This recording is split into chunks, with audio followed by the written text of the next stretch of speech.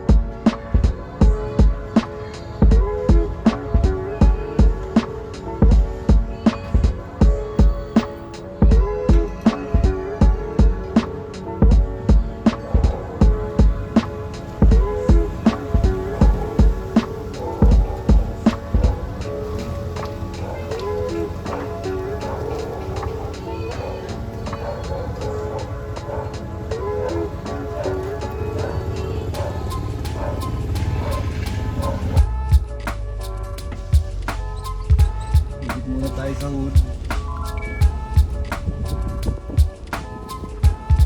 Muna tayo sa recuerdo para mas malinaw. Mas maayos.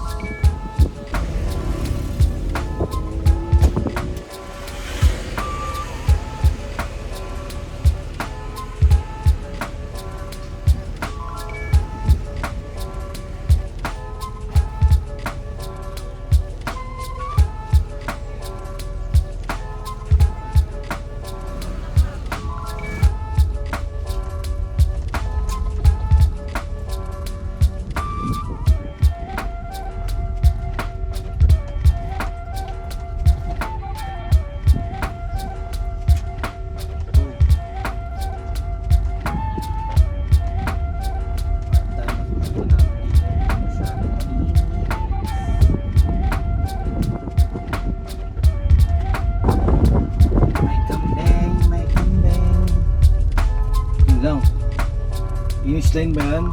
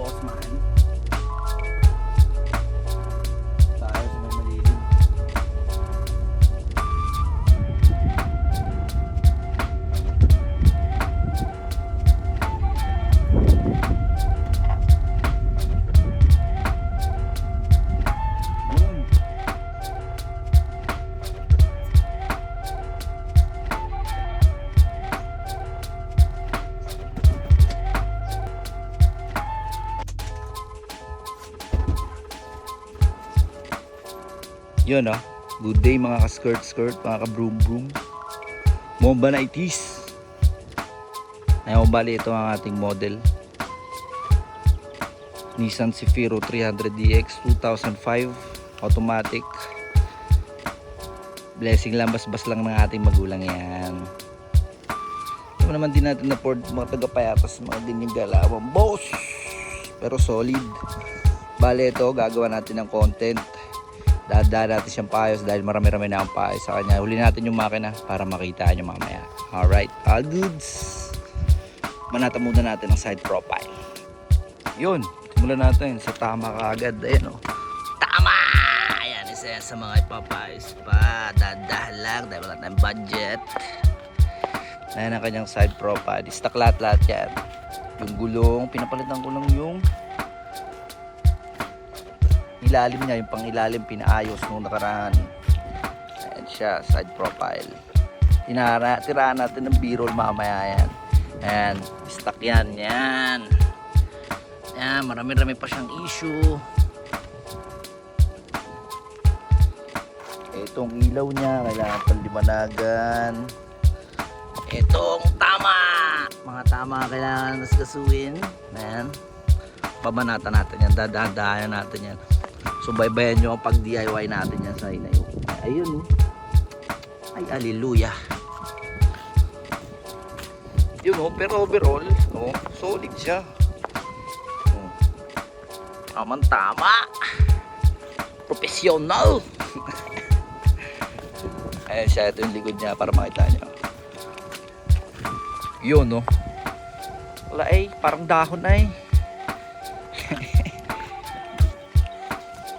ito yung sa mga acid rain niya, papabanat din natin yan. Yan parang natutuluan ng kalawang, kaya nagba-brownish yan. Mapapansin nyo yan dyan brownish yan dyan.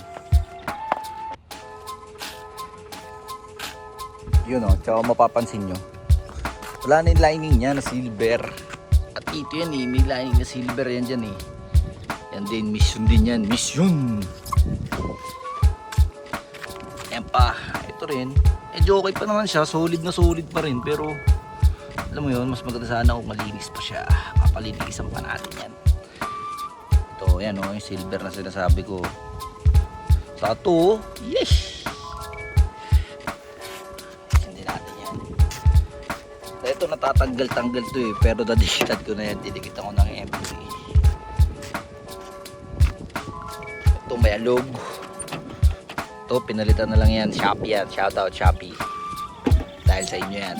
Original 10,000 yata yun yung totoo. Yan dito rin, pati rin dito mapapansin nyo, ito medyo silver pa, hindi na rin.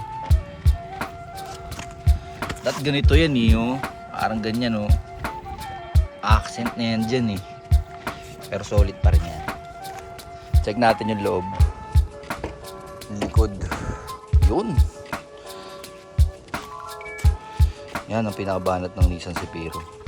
Ganyan, kahoy-kahoy na panel, pampatas ng pampalas ng tira daw yan. Tas silver lining, katulad nung ganun, silver accent. May ilo pa yan dito pag nakabukas. Kaya solid naman, komportable, malawak to. Malawak dito, umupo dito, pwedeng mag-gano rito, magkarakos dito pag may dirang tiles. Solid to. Saka may ganyan pa siya pak, diba? Pag may ka dyan, tapos dyan nakalagay yung mo, drinks. Solid din. So yun nga lang, luma na. Siyempre magti 20 years old na to. Tayo sa harap. Yun 20 years old na to, 2005 to na, 2024 na. Ibig sabihin, ilang taon na lang. Ganyan pa siya. Speaker. Ayan yung loob niya, yung kaninang nakita niya sa intro. Ayan, nag-drive tayo. May nakita tayo. May basura. Water. Yan. Yan, wood panel din siya. Bali ito kasi sinasaksak to para maganon mo siya. Start mo siya. Kasi hindi ko pa siya napaparekta. Papagas. Gagaano ako pa yan. Didiskartehan pa natin yan. Tapos yan, solid gumagana naman to lahat. Aircon lang ang wala pa, baby. Aircon lang ang wala pa. Ayan, diba? Solid naman. So yan yung salamin na yan. Malaking tulong sa akin yung salamin na ito. Laki na ito. Hindi ko na tinitin masyado yung side mirror pag ganito kalaki yung mo. Yan pati dito kita mo na. Pati dito kita mo.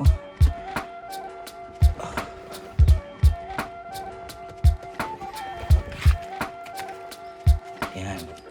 Yan ang pinaka niya. Ayan ang walang solusyon. Baka mangyari niyan, takpan na lang yan. Hindi kaya lagyan na lang ng sandalan. O sipaw. Pero dito sa loob, wala na masyado ritong wala na masyadong ipapaasikaso diyan. Solid na solid yung loob na ito. Ito rin yung pinaka nagustuhan ko rito. Napaka nostalgic na ito. Kasama ko yung nanay ko dito sa loob. Ang best kung makasakay diyan. Solid yan. Pero may mga issue pa sa makina. Yun yung i-check natin na last bago natin i-clear out lahat. Ano pa ba mga na ito? Ito pa nga pa ito. Yan yan din. Palitin din yan pawasak pa Kasi ano to eh, na-stuck to sa ano eh, sa Batangas nung pumutok ng bulkan. Nilinis na lang siya ng nilinis. May mga pinalitan na rin dyan. Sa ano niya, kasi delikado na pala. Ayun o.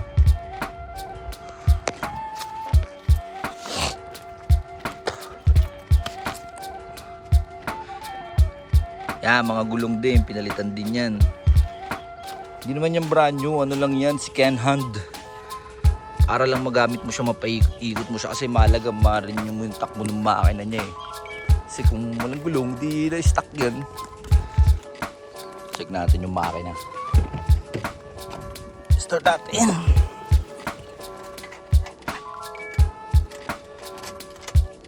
Ayan o, may orasan pa yan siya dyan eh. Hindi ko alam kung mapapagana ko pa yan o kung hindi naman, picture na lang ng airmat ko lalagay ko sa sasakala eh. Ang mga misyon na natin.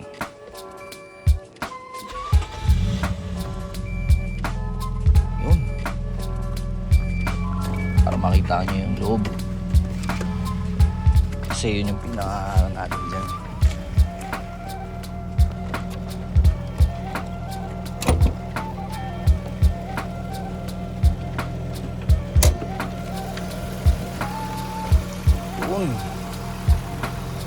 Ayan siya. Bali basic siya, 3.0 automatic. Medyo may konting dumi-dumi na tunog pa siya. Kasi marami-rami pa tong issue. Bali yun nga, nung nakwento ko kanina, nagaling pa to sa Batangas. Na-stuck to ng 5 taon. Kaya parang nagpatawag pa ng mga ayos, pinapunta doon. Buti nakahanap kami ng matindi-tindi. Kay Sir Ali ng Bulacan. Ng B6 Auto Service, solid, napaka-solid siya. Nagpamagana na ito. Ilang taon na itong hindi gumagana. 5 years, ganyan. Na-stuck na to talaga. Pinalitan niya under chassis na ito. Nagpuputik na eh. Bali ayun, si Sir Ali yung nagpagana niyan. Pinalitan niya yung ano niyan, yung map sensor, yung knock sensor. Tapos yung pinaka-issue niya noon kasi tumutunog yan dati, lumalagitik yan, tatatatatatatatat. Maganon yan siya eh. Kaya pinaayos yan sa kanya. Ang inaayos na dyan yung ano, yung tensioner sa loob ng makina. Dito banda sa loob ng makina, yung nandirito sa loob. Yung nandirito, okay pa eh, nasa ilalim. Yung nandito talaga, kasi tatlo yung tensioner niyan eh kapag B6. Sa loob yung may kadena siya. May picture ako niyan, mapapakita ko sa inyo yan dyan. Bali yun siyang tinanggal niya yun, kaya nagsimula to uli. Eh recently nung namatay yung airmat ko, naisip ko nga na i-content na tong sasakyan na to. Kaya habang tuloy-tuloy yung pagpapayos sa kanya, masusubaybayan nyo. Kaya sana samahan nyo ako. Kasi ano pa to eh, nag-overheat pa to eh, wala pa to masyadong aircon ngayon. Kaya binabanatan ko talaga siya ng ano, nakabukas lang ang window, open window. Ayun, bali ayun, marami pa tayong ipapano sa kanya. Yung compressor, iniisip ko kung saan nanggagaling yung overheating na ito eh, kung sa water pump diba o dito sa yung sa temperature niya. Sa Sir Ali makakalam niya, mabangis yun, B6 ano kasi yun eh. So next ano, saan niya ako dadalhin to, samahan nyo ako dun. Ayan, pinalitan niya rin to eh. Ito, pinalitan din to. Kasi nung galing to sa yun nga, pagputok ng bulkan, sabay 5 taon kasi nag-COVID eh. Kaya na-stuck siya ng sobra-sobra, marami ng mga nabulok na gamit sa kanya. Pero dahan-dahan natin papalitan yan ng mga boss. Samahan nyo ako. Yan, unti-unti natin yan siya. Patayin na natin kasi baka mag-overheat eh.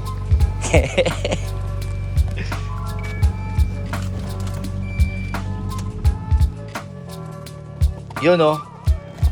Ayun, bali ayun.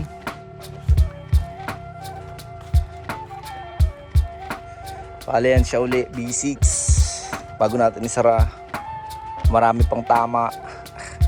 overheat. Di pa natin alam kung saan, pero napalitan na yung battery niyan eh. Onting issue na lang, onting ano na lang, magic. Hallelujah. Yun oh.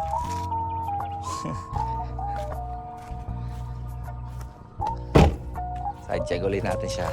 Check natin ito yung itsura niya. Solid din.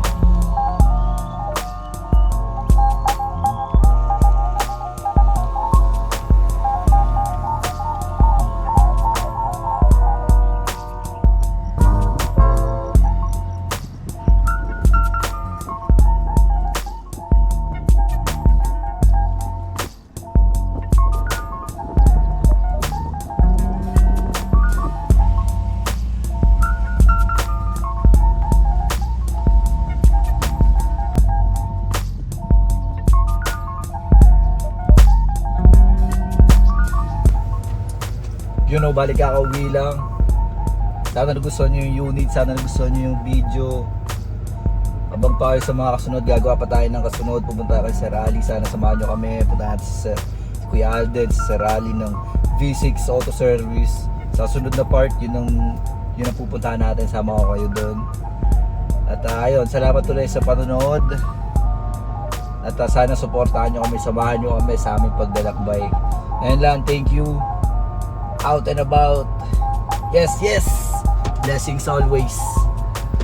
Araw-araw talunan habang buhay palaban. Yes, ay.